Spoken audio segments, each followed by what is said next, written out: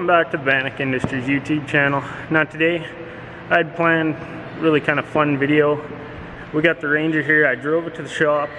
Had a couple modifications that I wanted to get done to it today, but on the way here, of course, I stopped at Timmy's, get some breakfast while I was smoking like a sumbitch. So let's check out what's going on here. So I already got the coolant testers on this truck. I washed it there a little bit earlier. So I'm going to just hold you guys. I'm going to pump this up. Set you down actually. See if I can get it just like that. We'll pump her up.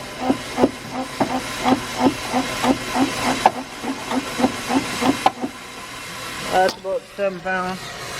You can see right in there, it's spitting coolant. Or in this case, it's just water. So it's coming from this thermostat hosing here. So I guess what we're gonna do to start with, I'm drain all the water out of it. I gotta pull that apart, reseal it, and then we'll get that done. And hopefully we'll be able to get something else done here in this video. But we'll start with that.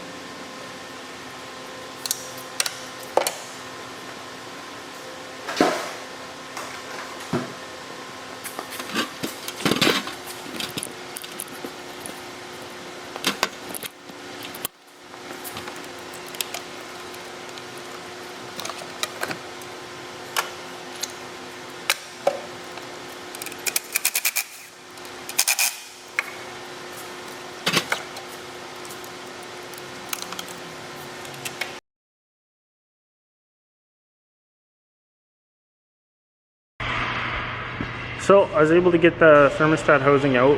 What I found is that it actually split apart here, one of the cracks. So what I ended up doing is I split it apart, then I took and I now silicone this with it's Permatex Right stuff. It's a black RTV silicone. So I got that silicone. I'm going to squish it together. I'm going to let it sit for probably 10-15 minutes, kind of let that silicone harden, then I'll get it back into the truck. I feel like it will seal. I've used this black RTV Right stuff silicone for a lot of things. Never had a leak with it, so that's what we're going to do.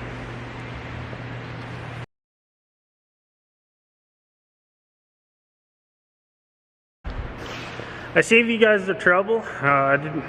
That was actually kind of a pain in the ass to put it all back together.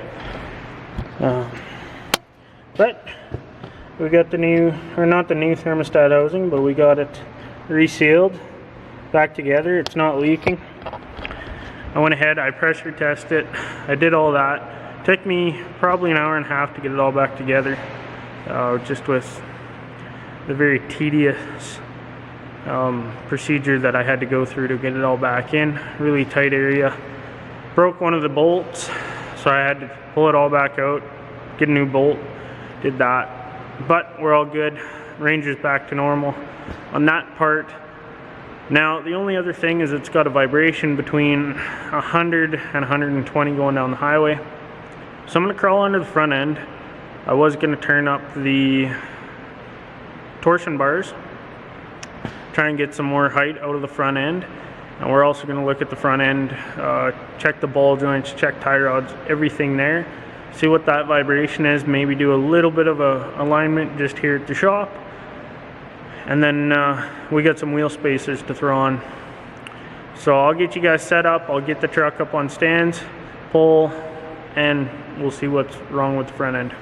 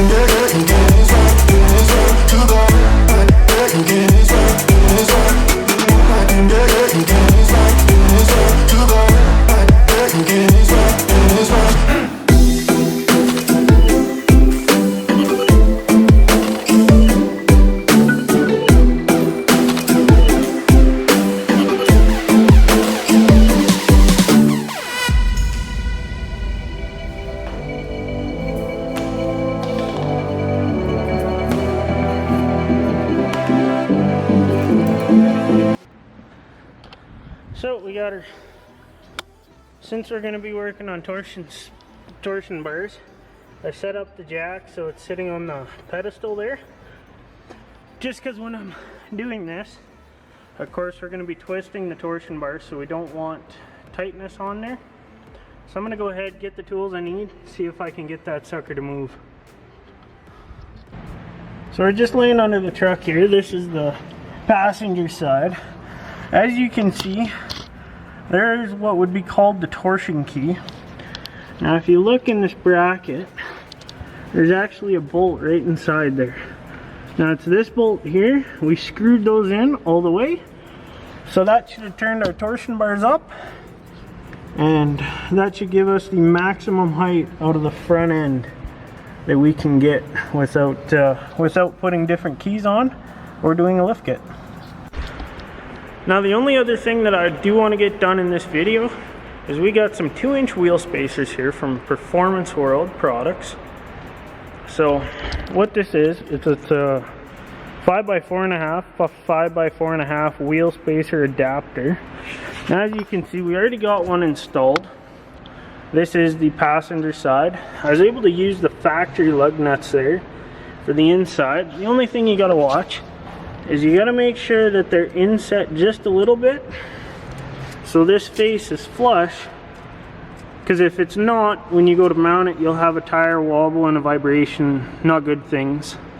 So I got this side done, but I'll show you guys how to do these on the other side. We'll get them torqued up, I'll do the backs, and then that'll be the end of the video. Now the first thing you want to do, since you got the tires off, is all this corrosion that's on this mating surface of your brake rotor, you want to get rid of that.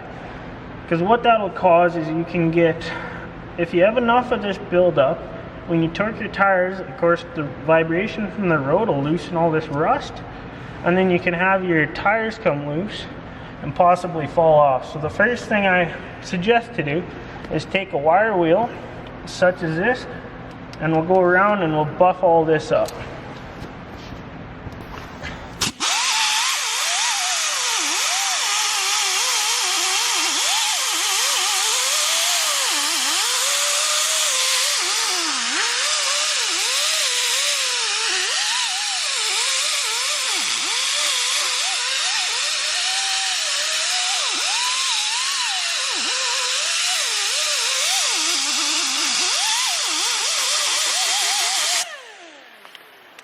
Now that we got that done, we're going to take our 2-inch spacer, we're going to set it on our rim, or set it on the hub.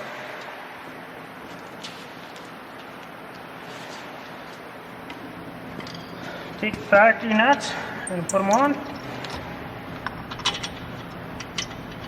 Always start your lug nuts by hand so you don't cross thread them. And we'll just quickly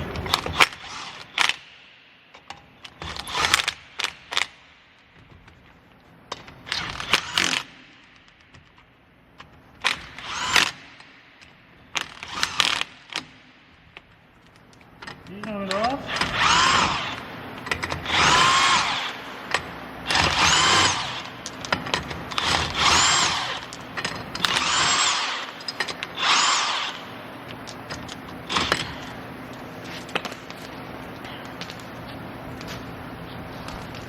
Now the only thing you got to do is now we'll take our torque wrench, we'll torque these to 110 foot-pounds because that is the factory spec for this truck. So I'll do that and then I'll be able to throw the tires back on. I'll repeat it for the back.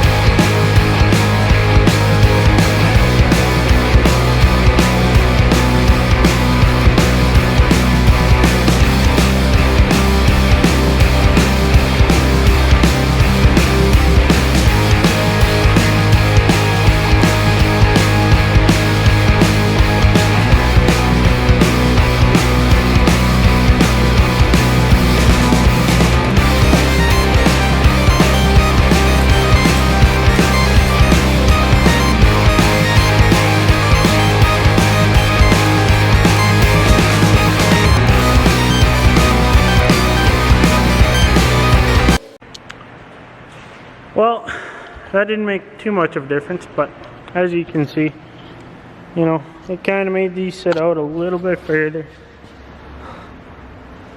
You know, those were 2-inch spacers, so that just shows how much inset these tires had before. I probably won't get new rims or tires for it until we do the new axles, but this is just good enough for now.